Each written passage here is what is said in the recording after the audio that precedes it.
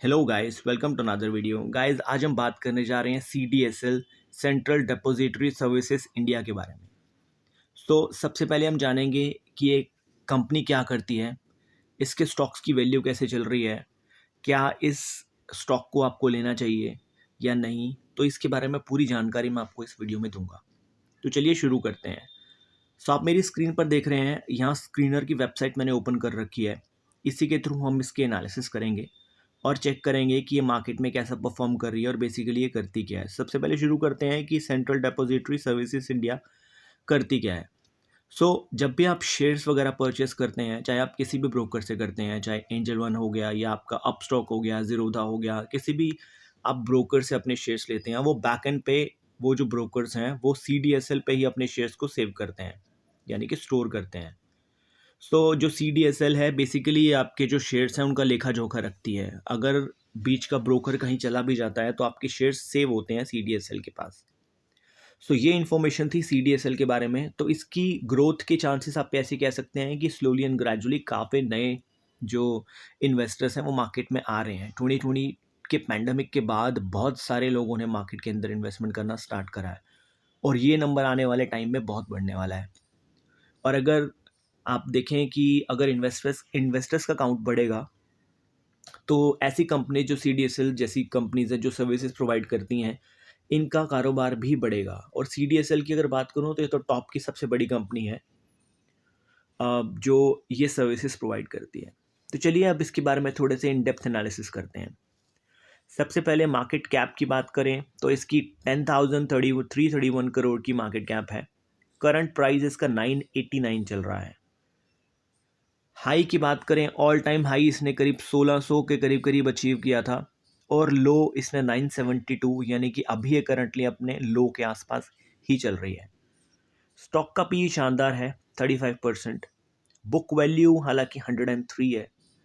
Dividend yield की बात करें तो 1.51 की डिविडेंड परसेंट है, जो कि एक ग्रोथ बेस्ड कंपनी के पॉइंट ऑफ व्यू से ठीक है।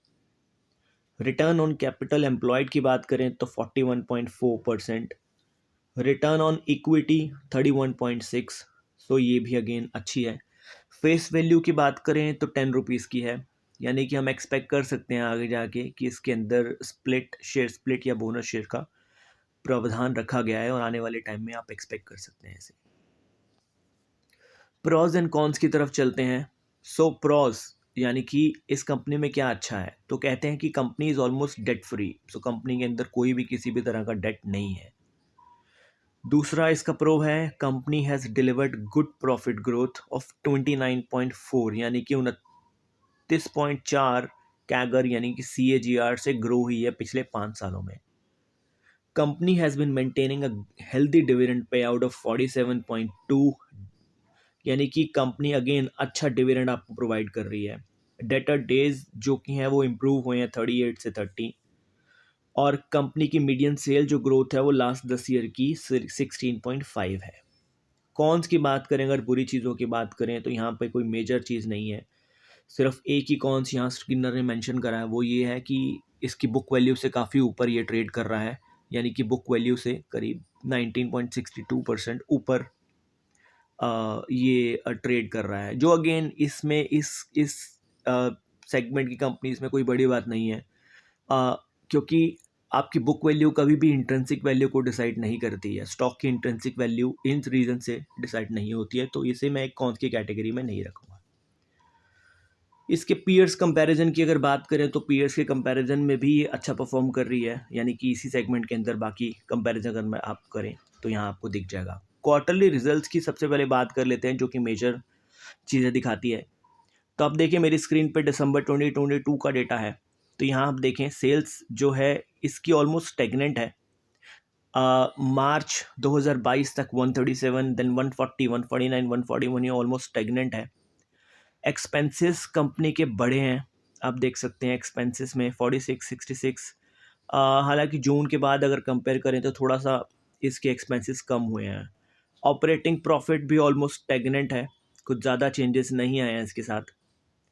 अदर इनकम, इसकी डेफिनेटली अदर इनकम बड़ी हैं। अगर देखें तो बीच में कुछ टाइम के लिए जून 2022 जो अगेन पैंडमिक का टाइम था, यहाँ थोड़ी सी कम हुई थी, बट उसके बाद अब फिर से स्टैग्नेंट है। प्रॉफिट बिफोर टैक्स इसका हल्का सा कम दिख रहा है मुझे पिछले 2 क्वार्टर के कंपैरिजन में, बट ठीक है, ये कंपनी स्लोली एंड ग्रेजुअली इसे चेंज कर लेगी।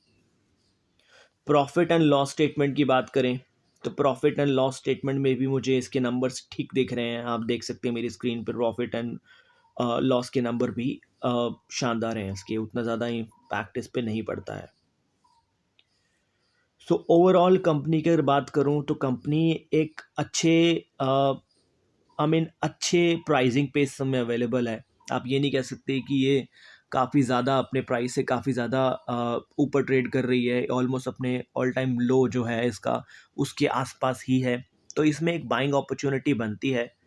बट अगेन मैं यहाँ पे फाइनेंशियल एडवाइज़र नहीं हूँ, मैं आपको सिर्फ एनालिसिस करके डेटा देता हूँ स्क्रीनर से कि ये कंपनी में आपको इन्वेस्टमेंट करना चाहिए या नहीं करना चाहिए। तो जितने भी पैरामीटर्स मैंने चेक करे हैं उन पैरामीटर्स के हिसाब से ये कंपनी ठीक उतरती है और आने वाले टाइम में इसमें ग्रोथ के चांसेस डेफिनेटली आपको मिलेंगे। सो ये थी आज की वीडियो, मिलता हूँ आपको अगली किसी और वीडियो में। ऐसी और वीडियोज़ जानने के लिए प्लीज़ मेरे चैनल को सब्सक्राइब कीजिए, मैं आगे भी आपके लिए ऐसे कंटेंट लेके आता रहूँगा। Thank you very much for watching this video. Bye.